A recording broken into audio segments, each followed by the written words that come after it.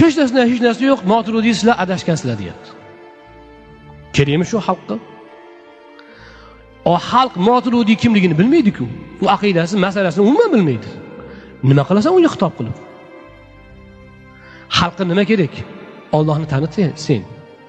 Sen dinga da'vat qilmoqchimisan, Allohni tanit. Nima qilasan sen? Ilmiy bahsni ommaga olib chiqib.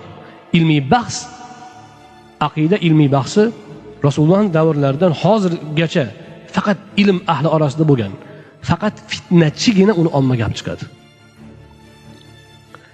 Fitnachigina mana Alloh qayerda desa bo'ladi, mana Alloh osmonda degan gaplarni fitnachi olib chiqadi.